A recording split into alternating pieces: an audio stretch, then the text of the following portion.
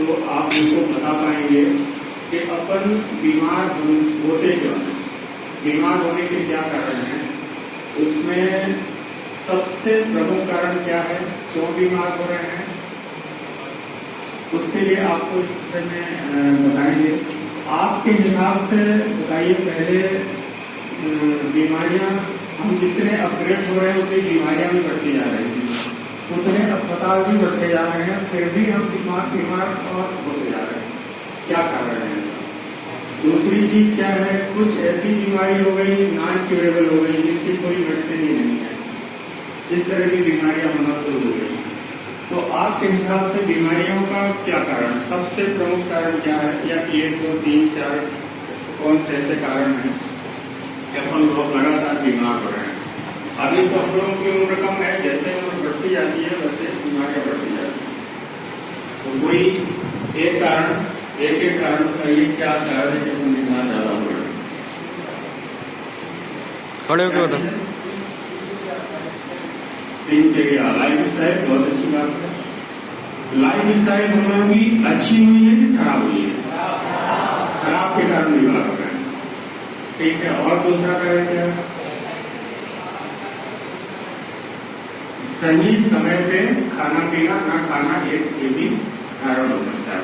और immunity weak हो रही है। इम्यूनिटी वीक होने का कारण क्या है? आहार विकार। और क्या कारण है? पोल्यूशन, ये भी बहुत अच्छा वो है सब्जेक्ट।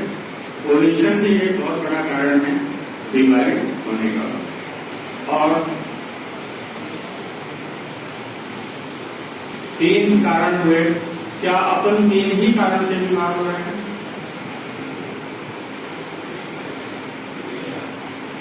दिन ऋतुचर्या, हाँ ये भी है एक कारण। तो 3-4 कारण आए, अपन जितना भी समाज में जैसे देख रहे हैं तो कहा कि यही कारण है बीमार होने के लिए। लेकिन कुछ लोग ऐसे हैं कि सब चीजों का पालन भी कर रहे हैं फिर भी बीमार है, ऐसा क्यों?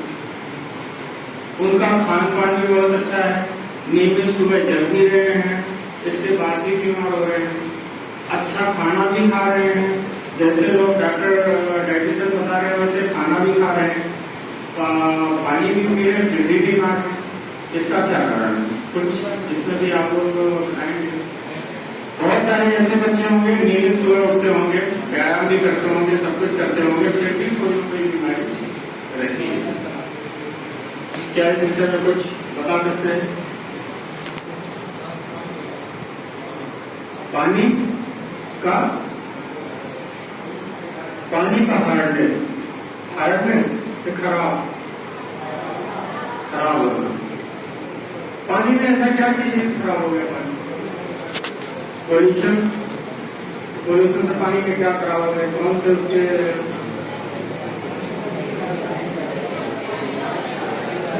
क्या हो जाता है?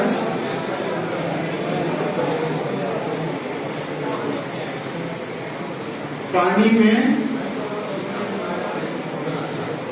अच्छा ये बताइए पानी में क्या क्या होता है, कौन कौन सी प्रॉपर्टियां होती है, है जानकारी? कौन से मिनरल्स होते हैं? मिनरल्स को कैसे नापते हैं अपन?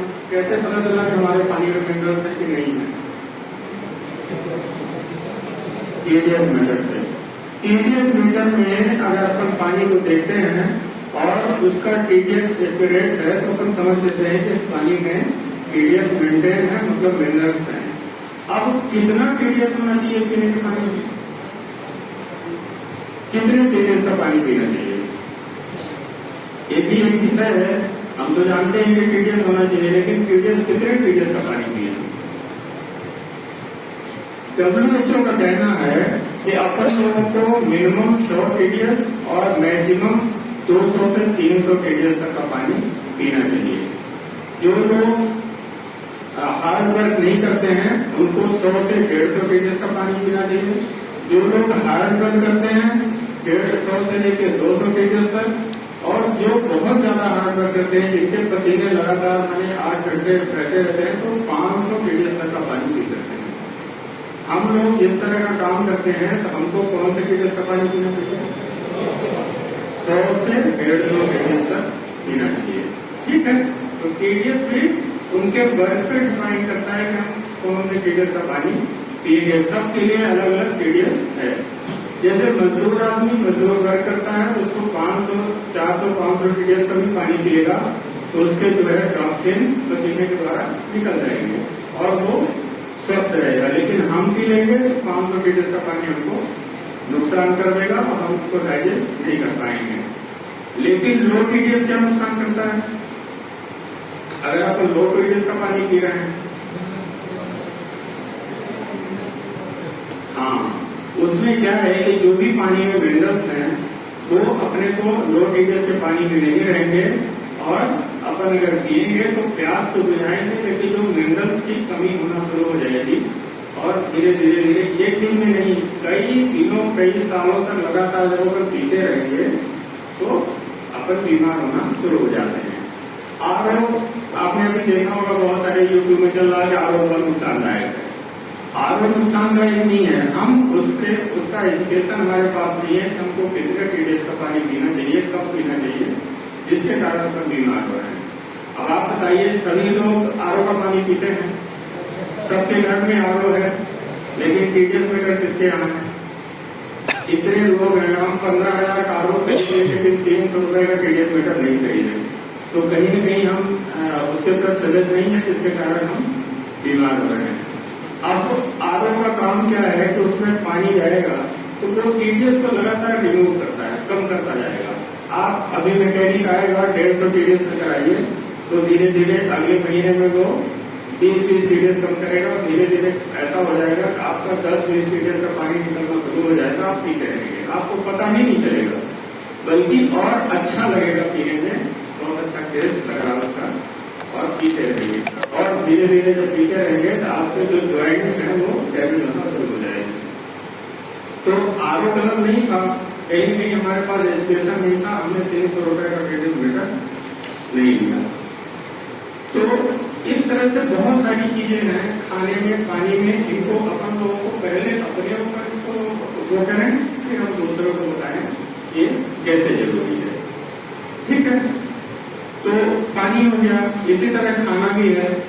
अब ये पानी खाना जाके शरीर में करता क्या है, क्या चीजों को डैमेज कर देता है कि हम बीमार हो जाते हैं? आंतों को डैमेज करता है और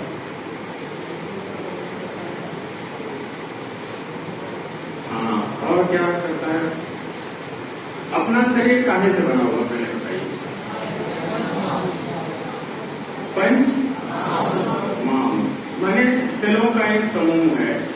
सेल होते हैं जो सेलों का समूह है, हर एक पार्ट जो है सेल से बने होते हैं, सेल से बने होते हैं। जैसे किडनी में है, एक सेल का समूह है वो किडनी हो गई, एक लीवर हो गया, सेल का समूह हो गया वो लीवर हो गया।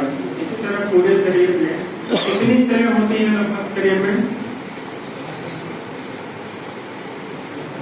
लगभग 45 लाख करोड़ सेल्स होती हैं अपने शरीर में, तो जिसे पुरुषों में लगभग 45 से 48 लाख करोड़ सेल्स होती हैं और महिलाओं में करीब 30 से 35 करोड़ सेल्स होती हैं, लाख करोड़ सेल्स होती हैं।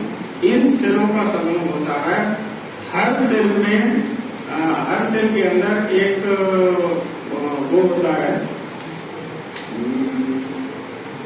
माइक्रोकांडिया होता है। माइक्रोकांडिया ही पूरे शरीर का निर्माण करता है और वही एनर्जी भी स्टोर करता है। ठीक है, अगर अब माइक्रोकांडिया को क्या चाहिए? उसको केवल अच्छा खाना पानी और ऑक्सीजन उसको बहुत प्रचुर मात्रा में चाहिए। अगर उसको में ऑक्सीजन की कमी होगी तो वो डैमेज होना शुरू हो जाएगा। दूसरी चीज, उसको ऐसी चीजें पसंद नहीं है, उसको केवल क्षार पसंद है। क्षार की चीजें वो अगर उसको मिलेगी तो आपका जो सेल है अच्छा रहेगा। तो क्षार की चीजें जो है उनमें सेल एक्टिव रहता है, इसीलिए एसिड की चीजें अपने को कम से कम खाना चाहिए। अब कौन सी ऐसी चीज है जिससे एसिड ज्यादा शरीर में बनता है, उनको नहीं खाना चाहिए? कौन सी?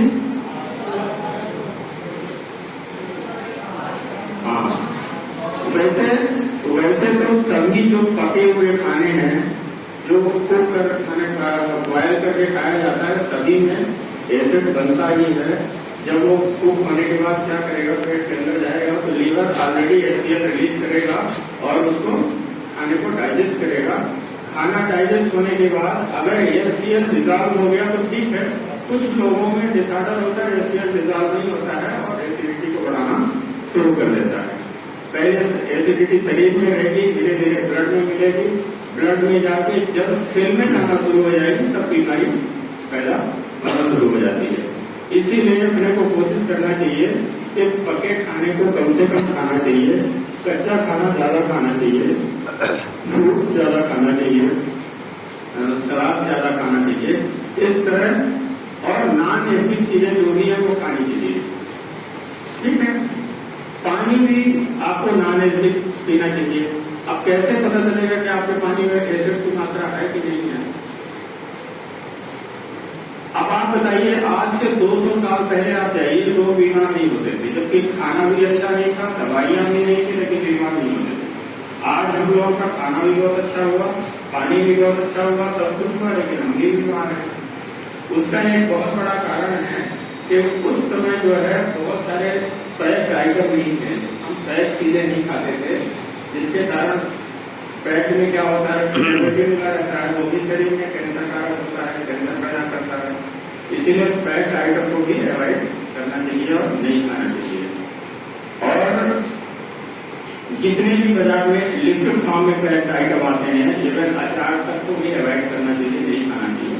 अब कभी एक दिन 2 दिन खा लिए तो ठीक है, लेकिन हम अपन क्या करते हैं कि परमानेंट बना लिए कि अपन बाजार से लाएंगे और खाते रहते हैं, तो उनमें थोड़ा टेस्ट अच्छा रहता है।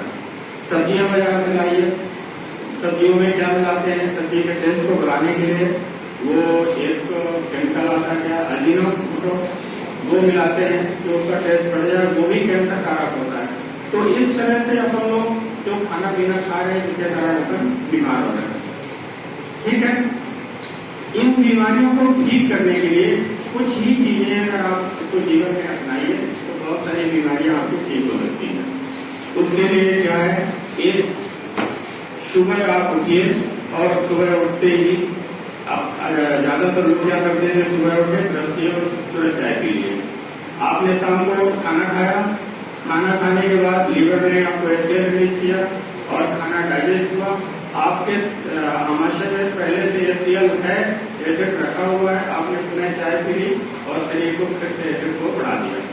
तो उसको एसिड को खत्म करने के लिए सबसे पहले अपने को पानी पीना चाहिए और एक गिलास 2 गिलास 3 गिलास कम से कम 4 गिलास पानी आपको सुबह पीना चाहिए, क्योंकि आपका एसिड है वो डिजॉल्व हो जाएगा और आपका शरीर पुनः काम करने के लिए तैयार हो जाएगा। तो अपने जीवन में लाइए कि सबसे पहले सुबह अच्छा पानी एक बार पीजिए। पानी पीने के बाद कोशिश करिए कि 1 घंटे तक कुछ ना खाएं, पानी अपना पूरा काम करके वॉश आउट हो जाए, उसके बाद आप चाय पानी भी खाएं। तो ये हो गया। और कोशिश तो ये करनी चाहिए कि सुबह से लेकर 12 बजे तक केवल पके हुए खाने को अवॉइड करना चाहिए। सुबह से 12 बजे तक लगभग अपने को कच्चे खाने जैसे जूस है, फ्रूट्स है, सलाद है, या कि जो फूले हुए चने इनको अवॉइड करना वो खाना चाहिए और 12 बजे के बाद खाना खाना चाहिए पका हुआ। और शाम का खाना लगभग 7 बजे के पहले खा लेना चाहिए।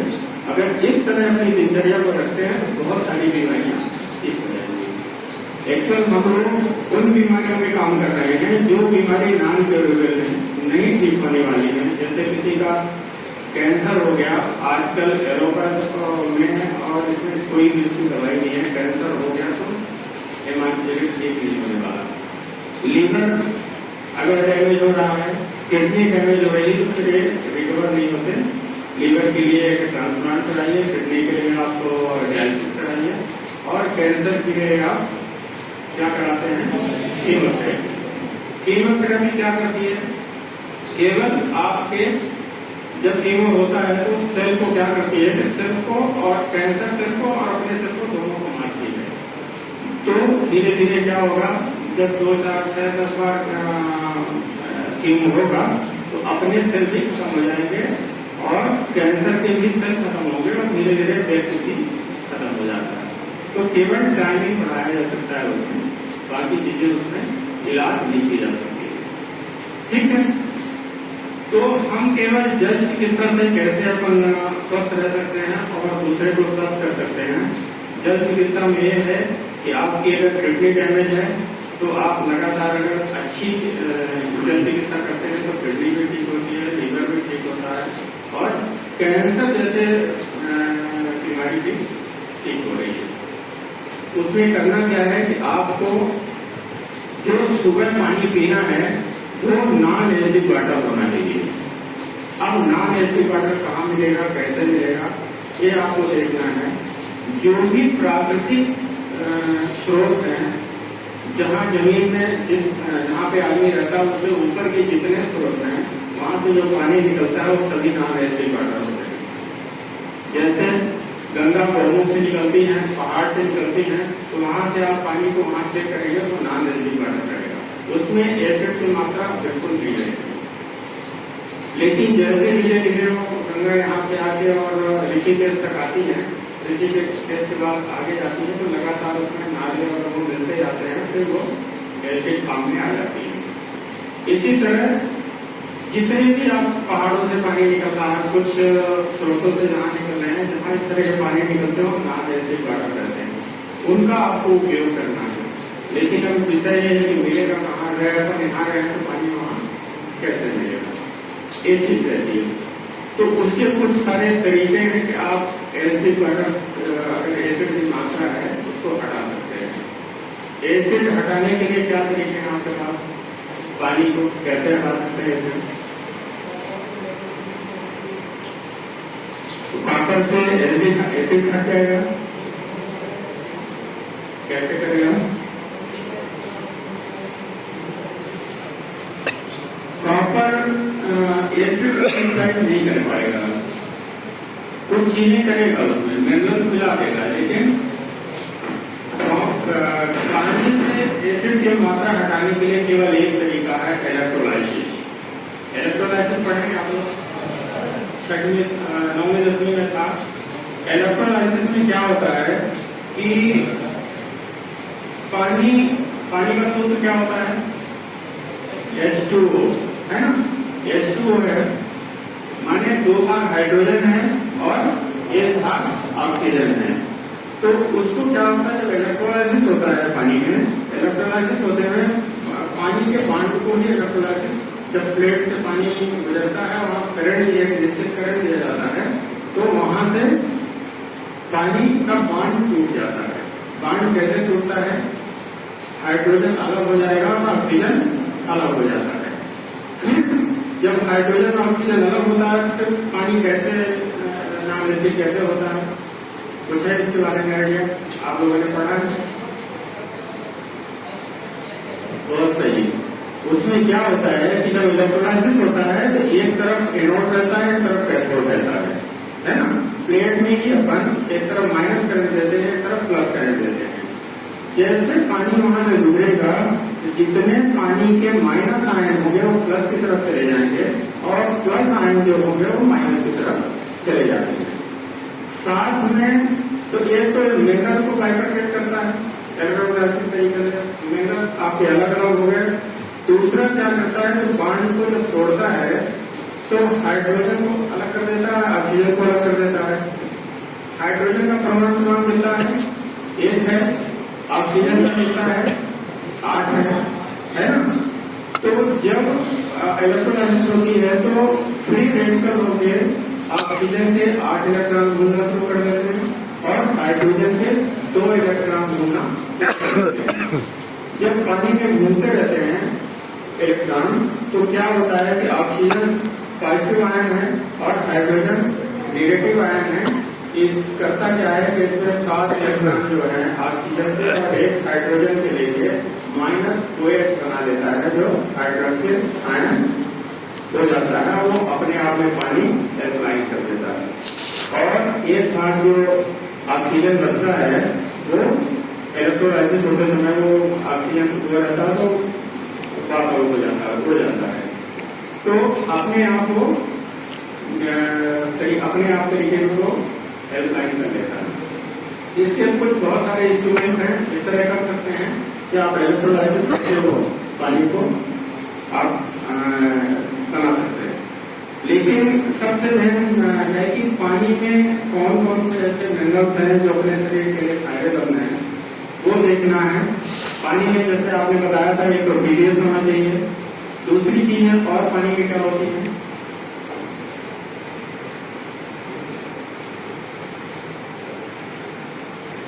नहीं मालूम है। पानी में मुख्यतः 4 प्रॉपर्टियां होती हैं। एक तो उसमें टीडीएस होता है, टीडीएस देखना चाहिए उसमें। दूसरा ओआरपी होता है उसमें, पानी में माइनस ओआरपी होना चाहिए। ओआरपी का मतलब है ऑक्सीडेशन, रिडक्शन और पोटेंशियल, है ना। तो उसमें वो ऑक्सीडाइज कितना है पानी, एक तो उसको भी चेक करने का तरीका आता है। और इसको चेक करने के लिए क्या तरीके हैं, कुछ आप लोगों को जानकारी है। ऑक्सीडेशन देखने के लिए, ऑक्सीडेशन के लिए ऑक्सीडेशन मीटर आता है। आप कभी आप गूगल में चेक करेंगे पानी को चेक करने के लिए कि आपका पानी ऑक्सीडाइज है कि नहीं है। ओआरपी ड्रॉप आता है, ड्रॉप डाल के आप चेक कर सकते हैं। और मीटर भी आते हैं, उसमें आपको दिखाएगा कि आपका पानी माइनस है कि प्लस है। एक चीज हो गया। दूसरी चीज है पानी में माइक्रो क्लस्टरिंग होनी चाहिए। माइक्रो क्लस्टरिंग क्या है, कुछ है आइडिया? माइक्रो मतलब छोटा, क्लस्टर बने, उसके जो क्लस्टर बने होते हैं छोटे होने चाहिए। इस पर पानी एक उसका क्लस्टर का समूह होता है, एक समूह से बनता है, उसके क्लस्टर छोटे होने चाहिए। जैसे आपने कभी देखा होगा कि पानी को अगर गर्म करते हैं और गर्म करने के बाद उसको पीने तो बहुत जल्दी डाइजेस्ट हो जाता है। उसका रीजन यही है, उसके क्लस्टर टूट जाते हैं और छोटे हो जाते हैं, उसके कारण अपना पानी बहुत आसानी से डाइजेस्ट हो जाता है। तो पानी में माइक्रो क्लस्टर होने चाहिए। और तो 3 चीजें हो गई, ओआरपी होनी चाहिए, माइक्रो क्लस्टर होना चाहिए और टीडीएस मेंटेन होना चाहिए। और एक चीज है, चलिए 3 है, एक और है याद नहीं आ रहा, ओआरपी, ठीक है। 3 भी चीजें हैं। इनको देखने के तरीके क्या हैं? अगर आपके पानी में ये चीजें हैं तो आप उस पानी को बिना किसी से वो किए उनको पी सकते हैं और बहुत सारी बीमारियों से बच सकते हैं। अब दूसरी चीज आई कि हमको पानी ही पे क्यों जाना है, खाना भी तो अच्छा खा सकते हैं, खाने पे अपन बीमार नहीं हो सकते हैं। तो शरीर में खाने का कितना % है और पानी का कितना है, कितने % है? अच्छा, 9 ठीक है। तो पानी का शरीर में रोज करीब 75% है और खाने का कितना है? खाने का 16% है। 16% खाना होना चाहिए और 75% पानी होना चाहिए। 6% हवा मतलब कि वो होनी चाहिए। और इस तरह करके 3-4 भागों में हम जल्दी इसको पता करते हैं, 4 भागों में होना चाहिए। लेकिन हम लोग कर क्या रहे हैं, पानी को 75% होना चाहिए, तो हम खाने को 75% अंदर डाल रहे हैं और पानी को 16% डाल रहे हैं। आपने देखा होगा ज्यादातर हम लोग पानी कम उपयोग कर रहे हैं और खाना ज्यादा उपयोग कर रहे हैं, जबकि ये होना नहीं चाहिए। अपने को पानी में ध्यान देना चाहिए और पानी ज्यादा से ज्यादा पीना चाहिए। कम से कम 2 से 3 लीटर पानी तो प्रतिदिन पीना ही चाहिए और खाना कम से कम खाना चाहिए। तो बीमार होने के कारण ही पानी हम कम पी रहे हैं, पानी हम एसिड पी रहे हैं और खराब पानी पी रहे हैं, जिसके कारण हम बीमार हो रहे हैं। और खाना हम पका ज्यादा खा रहे हैं, कच्चे खाने कम खा रहे हैं, जिसके कारण हम बीमार हो रहे हैं। आप कोई भी पेशेंट होगा, आप कभी बाहर जाइएगा, कोई पेशेंट है, आप केवल खाना और पानी में नियंत्रण करिएगा और पूरी तरह आपका पेशेंट स्वस्थ होगा। उसके लिए हम लोग आज इंडिया में बहुत सारे कर रहे हैं, वो भी जिन पेशेंटों को एलोपैथ वाले मना कर रहे हैं कि नहीं ठीक होंगे, तो लोगों को हम ठीक कर रहे हैं। अब वो ज्यादातर कैंसर, किडनी और लीवर की पेशेंट को ठीक कर रहे हैं। ठीक है, अब पानी के कुछ टेस्ट हैं, अगर आप लोग इसको कभी करना चाहें, जैसे आपको है देख लीजिएगा। ORP ड्रॉप जरूर रखना चाहिए, आपको हीटर मीटर रखना चाहिए, जब भी जहाँ जाए पानी को चेक करें कि आपका पानी कैसा है। ठीक है, आप जैसे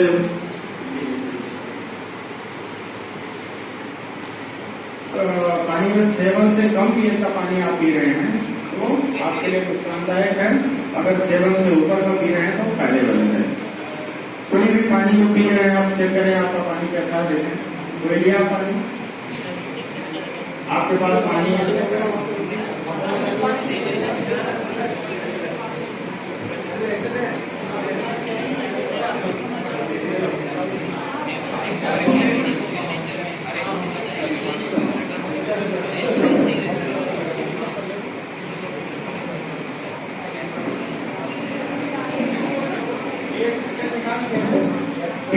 निकाले मोबाइल में देख।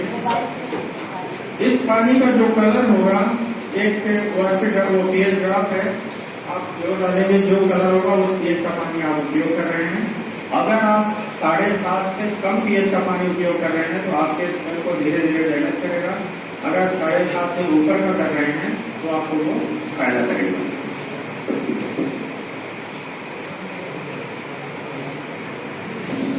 तो 4-5 लोग आते हैं, देखिए 1 2 3 4 5 कलर मैच करिए, लगभग 6 pH का पानी पी रहे हैं।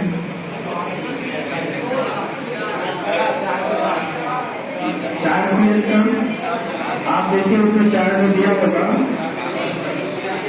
उसमें 4 में दिया होगा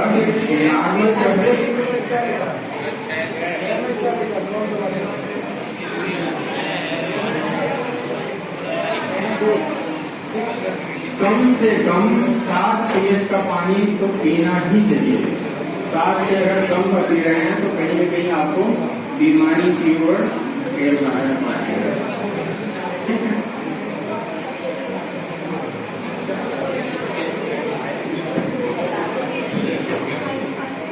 दूसरा, आपको जब पानी में इलेक्ट्रोलाइसिस कर दिया जाता है, इलेक्ट्रोलाइसिस करने के बाद पानी का pH कैसे चेंज होता है और आपको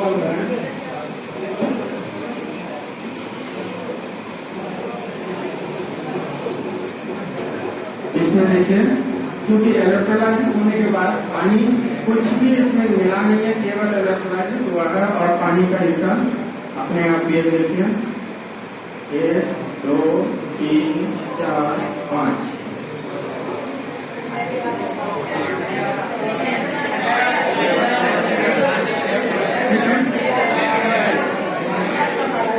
कुछ चीजें इसमें कोई चीज ऐड नहीं है, केवल इलेक्ट्रोलाइसिस होने के बाद पानी का pH अपने आप चेंज हो गया। लेकिन ये मानते हैं इलेक्ट्रोलाइसिस की जब तक प्रक्रिया है इसमें, इससे पानी 2 3 4 घंटे तक रहेगा और जैसे हवा की क्रिया करेगा तुम्हें वो एसिड मोड में आ जाएगा। ठीक है,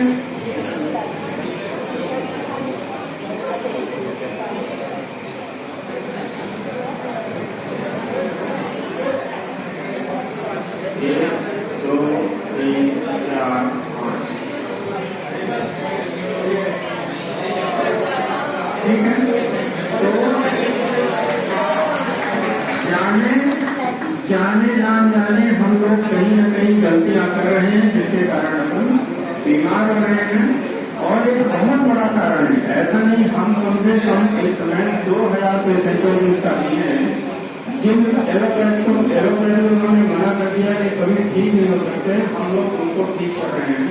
और हर जगह हाल मैंने इंडिया में जा जाके लोगों को जागरूक कर रहे हैं। कम से कम दूसरे को न बताओ, खुद को समझ जाओ कि हमको इसको नहीं देना है। ठीक है, तो आपका पीएम किससे दिखता है। दूसरी चीज है ORP देखने के लिए कि आपके पानी में ORP है कि नहीं है, ORP निगेटिव है कि नहीं है। इसके लिए अपन एक और टेस्ट है, ORP ड्राफ्ट रखिए आप। ORP ड्राफ्ट उसके से 150 रुपए का आता है, अमेजन ऑनलाइन से मंगा सकते हैं, उसको चेक कर सकते हैं। जैसे आप किसी का पानी लाइए, जैसे ORP पानी लेके आओ, खड़े हो जाना, लेके गिलास भी ले लो, गिलास में भी खड़े हो जाओ।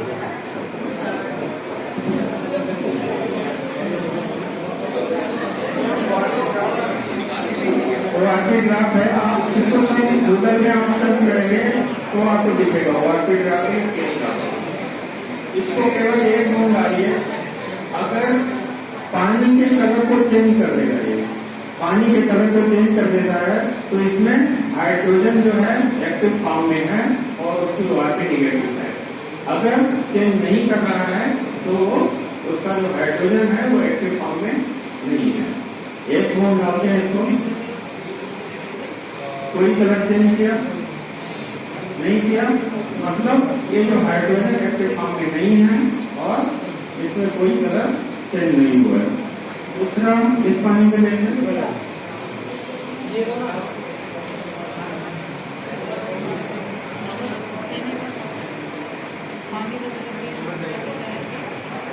इस पानी में ड्रॉप डालते हैं,